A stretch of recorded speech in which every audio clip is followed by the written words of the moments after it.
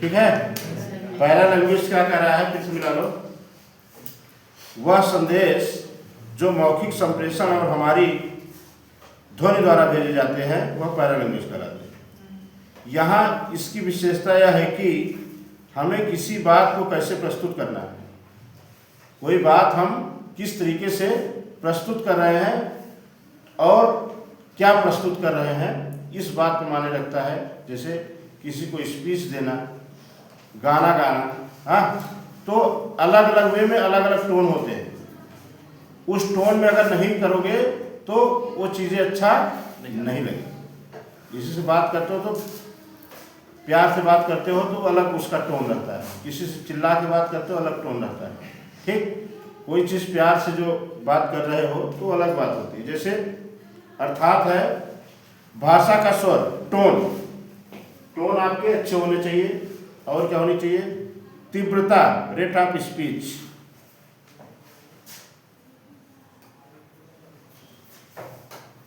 Rate of speech, जो आप बोल रहे हो वो किस तरीके से बोल रहे हो, ठीक है, कितनी तीव्रता है बोलने में, रेट ऑफ स्पीच।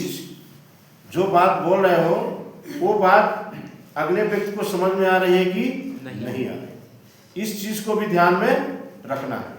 पता चले तुम बोलते चले जा रहे हो, किसी को समझ में नहीं आ रहा। बात को धीरे धीरे समझा के किसी को बताना चाहिए, जिससे कि अगला व्यक्ति आपकी बातों से सहमत हो, चीजों को समझे। ठीक है, जब चीजों को सुनेगा वो तभी उसका जवाब दे पाएगा, जब समझेगा तभी दे पाएगा। ठीक है, तो इसलिए बहुत न धीरे बोलना चाहिए न बहुत तेज बोलना चाहिए, तीव्र गति से आराम से कोई भी स्पीच देना चाहिए। अगला है मृदुलता, सॉफ्टनेस।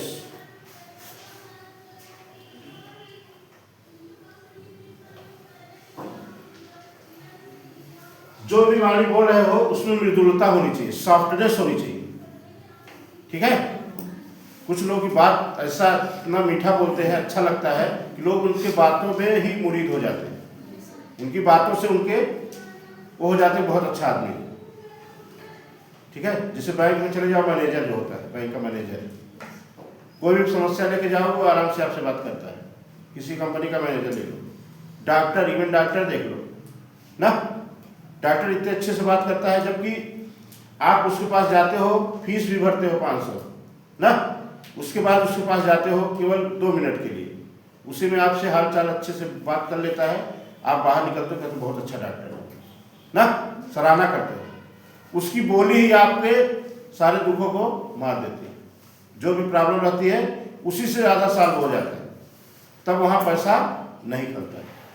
बहुत पैसा भी दे दिए और उसके बाद जाने के बाद मिसबिहेव कर दे, अच्छे से बात ना करे, वो ना करे, तो आपको लगेगा कि यार बेकार है, दोबारा इसके पास नहीं है।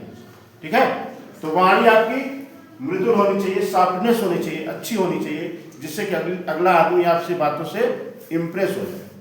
आ समझ में? और है आवाज की ऊंचाई, आवाज की ऊंचाई, लाउडनेस।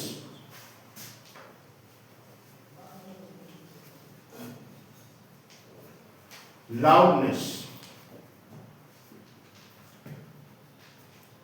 ठीक है, बोलने में भी कई कैटेगरी होती है, 3 कैटेगरी होती है ना।